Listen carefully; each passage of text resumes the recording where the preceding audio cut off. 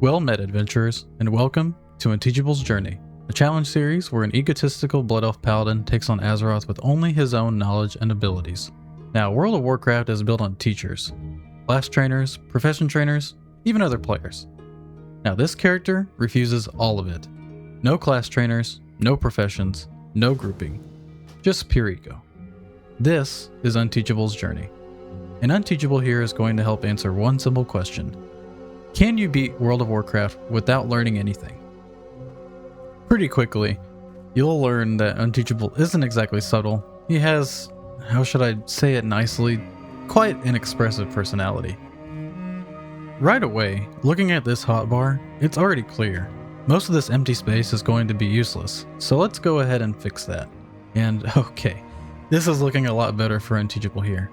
Only enough room for the essentials. So right off the bat here, Magistrix Arona assumes that we're here to learn something and start our education. Quite frankly, that's adorable. Now, wait a minute. Did that guy just give us a buff? Can we get a replay on that? He did buff us. Well, no offense, good sir. I would normally appreciate the buff and give a quick TY and say chat, but Unteachable here is having none of that. Alright, so on to our first combat encounter here, and this should be pretty quick and easy. Yeah, that's what I thought. And already got an upgrade on our gear, so hey, not bad. Okay, so while we're killing the rest of these mana worms, I wanted to go over the guidelines for Unteachable here. So starting off with restrictions. First of all, no class training for new spells or abilities. We have what we have. Second, no professions. No mining, fishing, cooking, first aid, none of it. If it requires someone to teach us how to do it, and especially if we have to pay somebody to teach us how to do it, it's not happening. Third, no grouping. Now this one's pretty self-explanatory, but we're going to take it a step further. We're going to be following self-found rule set. So that means no trading, no mail from other players, from alts, and no purchasing from the auction house. Alright, next up, let's talk about what is allowed for the challenge. So first of all, drops and quest rewards. I think this is pretty self-explanatory. If Unteachable has earned it, you should have it. Second, we're going to have vendor items allowed, using any money that he has acquired to purchase things to replenish his mana, food, whatever it may be. I'm going to allow it. Finally, talents are allowed.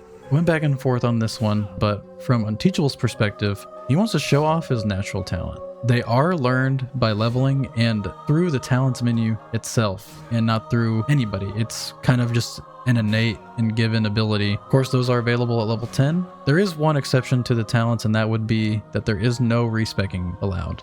So that last mana worm, I think that's level 2, and I can already feel the confidence getting to Unteachable's head. Death to all who oppose us. Okay, let's turn in this first quest and choose a reward, and again, I guess she has already forgotten who she's talking to by saying we have much to learn. Alright, next up, we need to put down the nearby lynxes that have been influenced by the floating crystals. And, oh boy. She would also like us to speak with the paladin trainer here to see what training he has available for us. That said, Unteachable's not one to pass up free XP. After all, he's arrogant, not stupid. But let's see how he reacts to the trainer.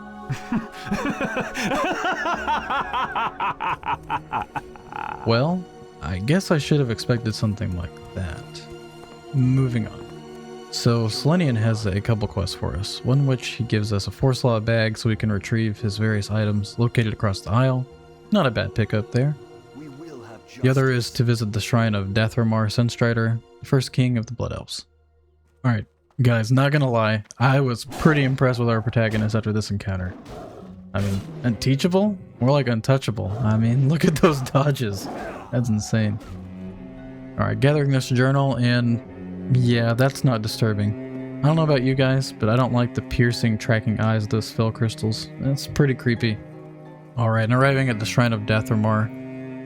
Says that we're feeling uncomfortable and maybe a little bit disturbed, but I think Unteachable more thinks that there might be someone more naturally powerful than him, so that may be why he's feeling that way. Turning in this quest here, we got our ding to level 4 confidence booster and a nice chest upgrade. And also our first cloak, because why not? Stay the course. And Helion says here that we have our willingness to learn, and sadly I think he's mistaken. Time is of the essence. Yes, it is, and you're wasting mine. Looks like we need to cut down some trees. And while doing so, got a huge upgrade by having a bag drop. Well, surely this won't fuel the arrogance though. Stay the course. After defying the Lorax, we get a one-handed sword as a reward. I'll bring this up a little bit later as far as weapon variety goes. Hold your head high. And might as well ding to level 5 to add to the self-absorbed dopamine hits. Up next, we've got these wraiths to take out, which again, proved to be no challenge to Unteachable. Alright, we got our first group invite for Felindren here, and, well, you know what we have to do. Alright, not gonna lie guys, got pretty lucky here with the spawn, didn't have anybody else on the platform up here. So let's go ahead and take Felindren down.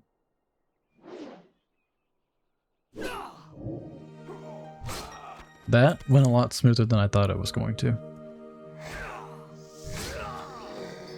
Killing this tainted arcane wraith gave us the tainted arcane sliver, so we can take that back for another reward. It felt so good to be able to kill Felindren by Unteachable's self that he went ahead and did it again and pulled a wraith at the same time. I can feel the confidence getting to his head. I hope this doesn't come back to bite him. On second thought, maybe I do. Alright, here's that head you wanted, and yeah, we'll take the shield. Stay the course. So up next is to aid the Outrunners, and this will pretty much take us out of Sunstrider Isle and into the main part of Eversong Woods. Okay, so I wanted to address what kind of weapon type we're going to be using throughout the run. So we kind of have two options. We have the two-handed sword that we've been using, and we have the sword and shield. As far as sword and shield goes, this kind of implies more of a protection stance, and, you know, helping others is kind of not in Unteachable's way of life. So, for this run, we're going to be sticking with just a two-handed sword, especially since we can't learn anything else as far as from Weapon Master. So this is what we're stuck with, and that's what we're going to roll with. And with that, we are all finished up with Sunstrider Isle. So pretty much no friction there as far as combat or anything like that goes. So it's time to say goodbye for now to Sunstrider Isle, and especially to those fell crystals with their tracking eyes. Gosh. Be well. Alright, so crossing the bridge and finally into Dawning Lane, which is where I truly think that Unteachable's journey will begin. Talked to Outrunner Ilarian, and she would like us to assist the Outrunners here. Looks like she's afraid that the last Outrunner that tried to deliver a package got slain by the Wretched. So we're off to see if we can find the body. And yeah, I mean, this person didn't even end up hardly 10 feet outside of the gate. And so yeah, I guess they were pretty weak. Alright, so we've got the package, and okay, so now we are tasked with delivering it, which I think should be pretty easy enough. So let's not delay any further and get on with our mission. Okay, so we already made it further than that Outrunner, so I guess Unteachable must be pretty strong, huh? Looking outside, looks like we see what might have done them in. And striding up to Falcon Wing Square hits us with our level 6 ding. I guess Unteachable is just really that good. Glory to the Alright, so it seems like the arcane patrollers have malfunctioned, so we need to take care of them and bring back 6 of their arcane cores. And Thalos is wanted for killing city guards, so yeah, that's definitely a bounty that we're willing to take. And we're also tasked with bringing back 6 unstable mana crystals that we can find around the area, due to them possibly being volatilely explosive. Yeah, we don't want to make the guards look bad, I suppose. Alright, stepping into the room here, and okay, yep, Unteachable's just doing his thing. Oh boy. Alright, completing our side hustle Amazon job. We deliver that package. Farewell. We are going to go ahead and set our hearth here. You can argue it's taught, but it is free, and also, again, Unteachable is arrogant, not stupid. This is convenience. Alright, so our unstable mana buckets are going to look like this. And let's see how we fare against these arcane patrollers.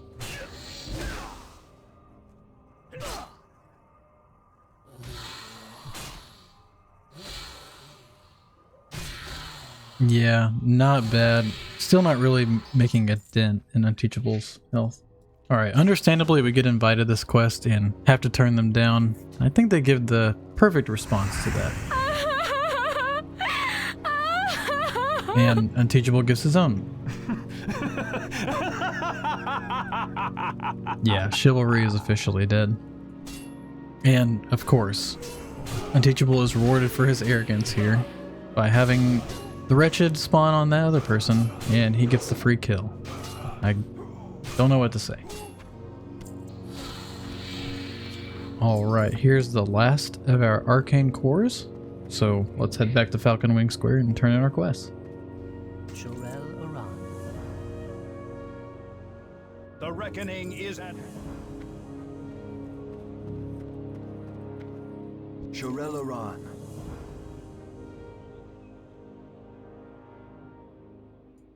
Okay, now it's time to move into the main part of Eversong Woods.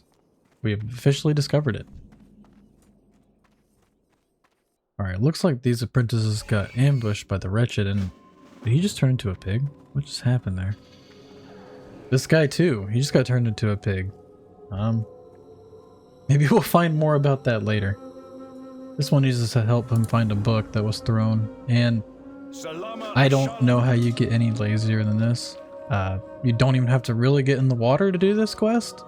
It's literally right across the river. Stream, I would even say. But I digress. So he wants us to take his book that ended up in the water back to his master so he doesn't get in trouble. Okay. I see how it is. Alright, we finally reached the Dead Scar, which was created by Arthas and the Scourge upon their march to Silvermoon City. Man, we've got a ranger here that needs some help getting rid of some of those Scourge around the Dead Scar. And again, these Plaguebone Pillagers prove to not really be any sort of challenge. So just gonna take two and wait a minute.